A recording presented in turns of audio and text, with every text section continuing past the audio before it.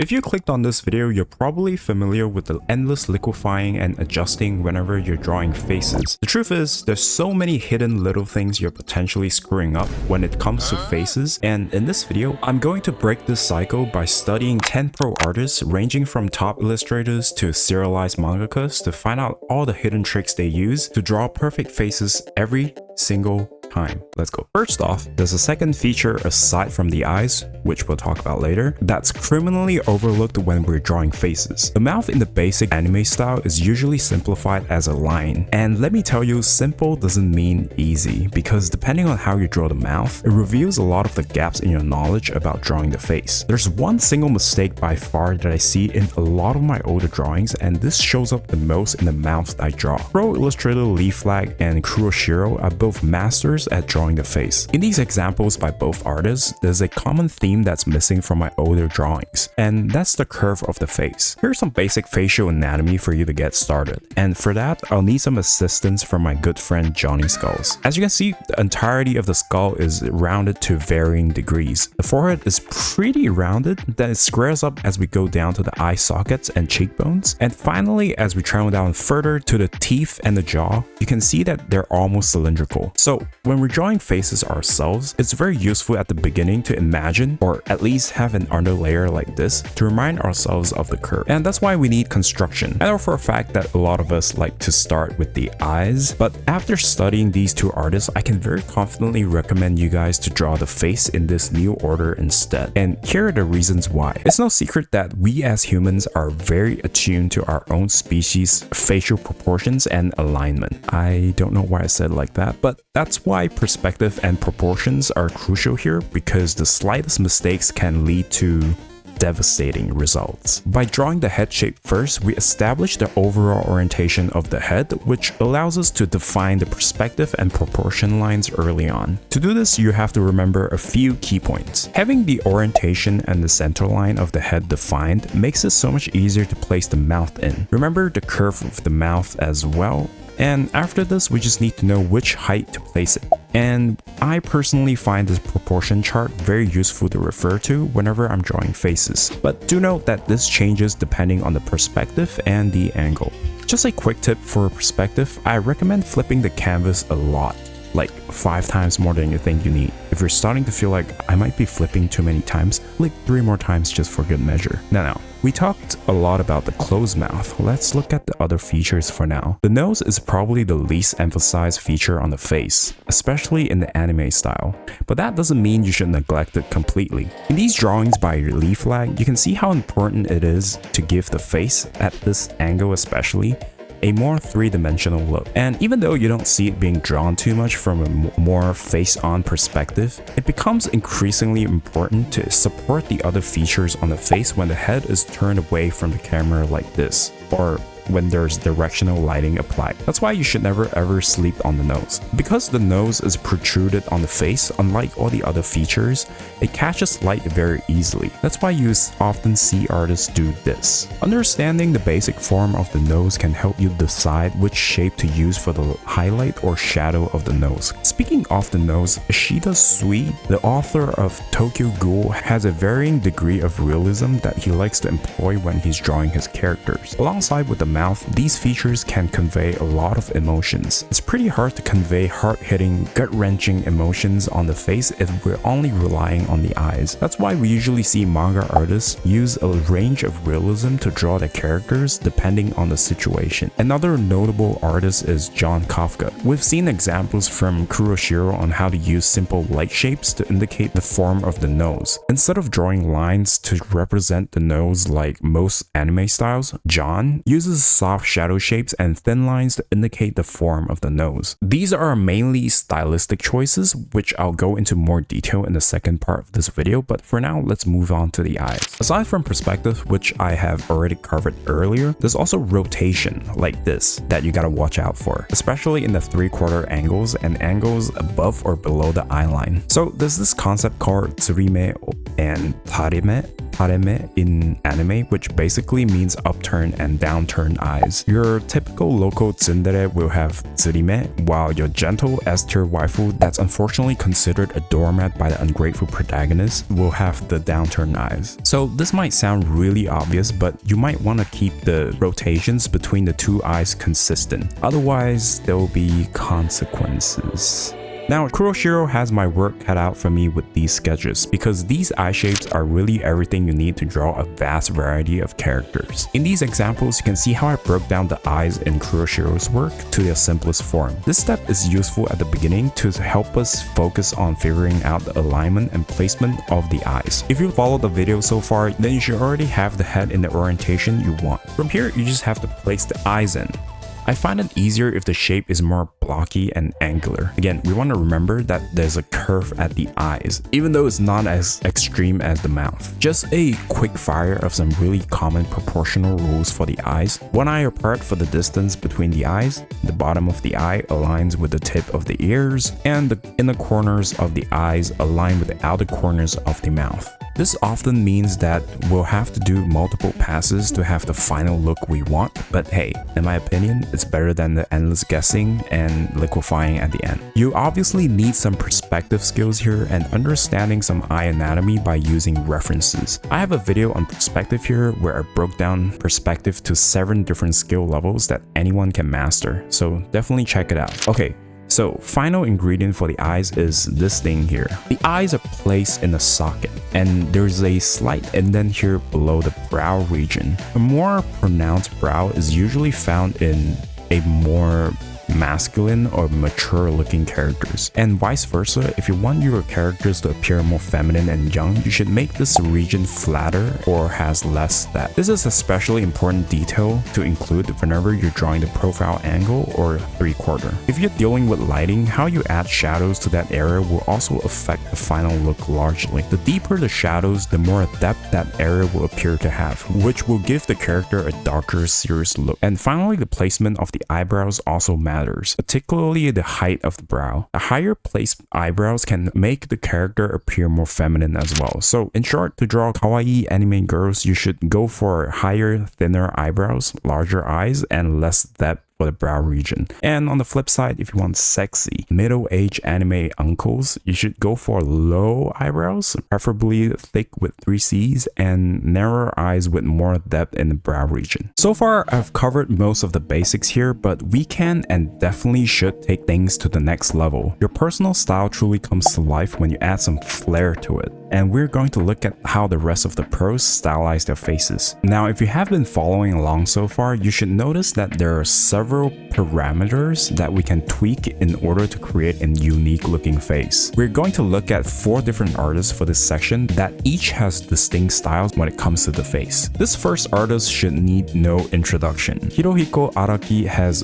what one might consider a pretty realistic art style, especially in the anime world. What makes his art stand out from the others is the particular way he draws the entire upper region of the face. In almost all of his characters, there's this signature upturn around the brow here, completing the shape that's highlighted on the screen right now. You can see it in basically every face that he draws. And also, let's not forget the realistic noses and lips that Araki likes to draw. There is always a volumetric look to the nose and the mouth, unlike the typical moe anime style. Another thing that Araki likes to include is the contour of the cheekbones and the brow ridge. He emphasizes these regions a lot, giving the face a very chiseled look. Because the faces he draws are pretty consistent, Araki's strategy here is to use other accessories and the hair to help the viewers distinguish between different characters. Lamb is one of the artists that I have featured on the channel before. One thing you might notice here is as we move down the spectrum, the faces will get more and more simplified and caricatured. But in Lamb's case, the faces definitely still retain some realistic elements. For example, the volumetric look of the nose and the mouth,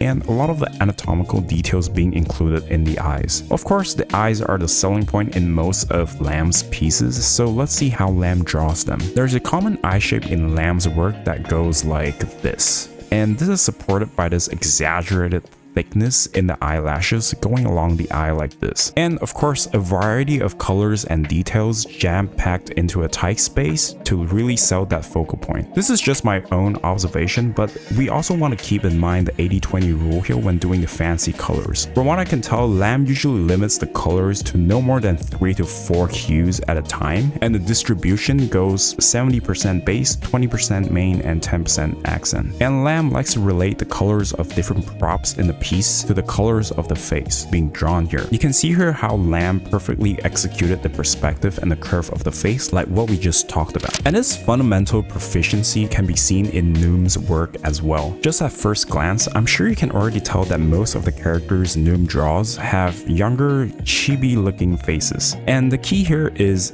proportions. You see, there's a huge difference between the faces Noom draws and Araki's. Instead of the angular face that Araki draws, Noom softens the curves of the face, making the face take on a rounded shape overall. This will give the character a younger and cuter impression, resembling a baby-like face. In a more realistic adult face, the proportions tend to go like this. The face is longer and the features are more spaced out. But in Noom's work, the facial features are more squished together, as you can see here. As usual, the eyes will be huge, but Noom actually likes to draw half-open eyes most of the time, giving the character a relaxed, natural facial expression. It might not look like much, but the mouth Noom draws are always driving the emotion of the expression. Look at that subtle curve up the line in Ina's face, indicating shyness and pent-up desire as she's being surrounded by the other girls. I highly suggest you to go look at Noom's work after this video to look at the mouths Noom draws. They're highly expressive and simplified elegantly. Continuing the big eyes trend, let's now look at Kei Urana, the author of Gachi Akuta. Now the proportions here are truly classified as out of whack. Urana's faces have a lot of variety, and I mean a lot of variety. Perhaps the most unifying elements in all the characters in Gachi Akuta, Kei Urana's serialized manga, are the abnormally large eyes and the hair. Yes, the hair. Although not as intense, I see some influence from the Yu-Gi-Oh series, where the characters tend to have huge eyes and wacky hairstyles as well. The structure of the skull is completely alien at this point, and even though they seem like they don't obey the laws of physics anymore, these faces still follow some basic rules, which makes them work. The spacing of the facial features is still pretty consistent, like the rules we talked about earlier. The only difference is the size of the features. And what I really want to showcase here is no matter how you want to stylize your faces, there are certain rules that you still have to follow to avoid that uncanny valley. But faces are just the tip of the iceberg when it comes to creating interesting characters. Character design is a deep topic and it's impossible to cover everything in a single YouTube video. This Skillshare class by the famous YouTuber Jaza covers exactly that. Not only does the class covers all the basics of character design in great detail, Jaza's bright personality also made the class really engaging and fun. This other class by Toniko Pantoja covers the expressions and posing of characters to bring out their personalities.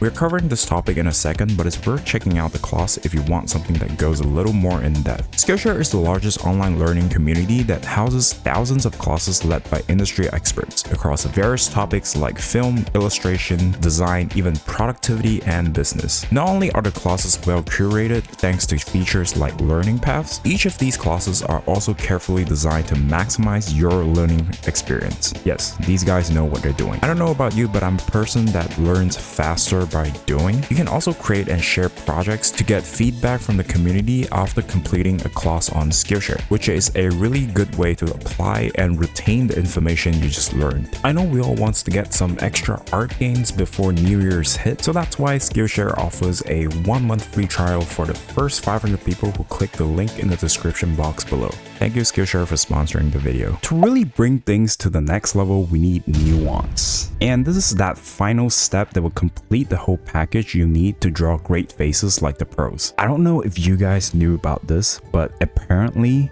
the face moves. I won't go into details of how each of the facial muscles move, but rather the general principles on how you should approach drawing facial expressions. So I would say there are 3 main moving parts of the face, and each of these areas contribute to showing different emotions on the face. Similarly to the other parts of the human body, when something moves on the face, there's usually a pull, and a squish effect. This will create an extra layer of details we should include on the faces that we're drawing, mainly on how the skin folds in certain areas as the face moves around. These are also hotspots for wrinkles if you enjoy drawing middle-aged men like me. ShiYoon Kim, a character designer and concept artist who has worked on big projects like Big Hero 6 and Spider-Verse, is a master at this. Let's go through a few examples here. During a deep scowl like this, the eyebrows are brought together, creating these skin folds. The movement of the jaw here also created folds at the cheeks as the muscle contracts, elegantly represented by these lines here. When the character is genuinely smiling here, the upper part of the face relaxes, so it lengthens, while the bottom half of the face squishes upwards like this, creating the smile. Notice how there's a squish into the eyes as the mouth and the cheeks pushes upwards. I'm sure we all can intuitively tell how an emotion correlates to a facial expression. You probably don't need me to tell you whether this face is happy or sad.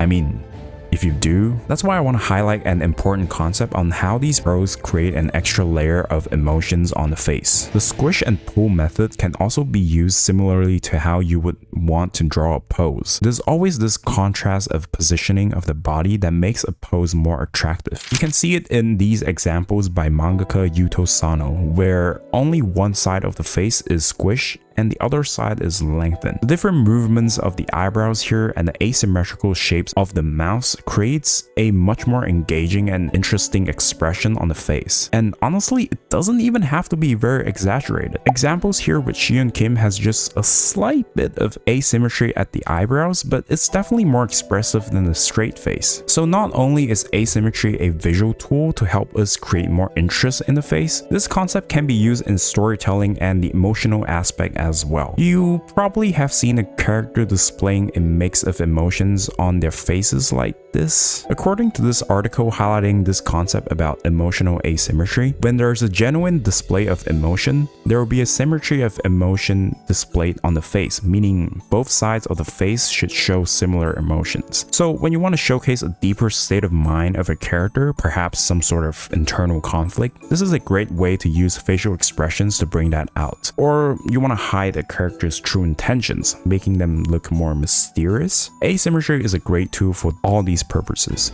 But remember, if it's a genuine, heartfelt moment or pure rage, you want to keep it symmetrical to express that to the viewers. And some of the panels from Tokyo Ghoul are great examples of this. Now, to practice drawing facial expressions, there's a really fun exercise that you guys can do. Just go on Pinterest and search for meme faces. You can thank me in the comments. There are some pretty meta applications of the same asymmetry concept as well. The mask in Tokyo Ghoul, particularly the one worn by the protagonist Kaneki, showcases very well the internal struggle between his ghoul and human selves. While the ghoul side remains expressionless and gruesome, the human side often expresses different subtle emotions throughout the series. Of course, this falls into the realm of character design, so let's save that topic for another day. Faces are just the tip of the iceberg when it comes to drawing characters. There's also the whole world of anatomy for us to go through, which is just as, if not more complicated than faces. I made a video studying Chinese anatomy expert Tenten, so make sure to check the video out here. Bye.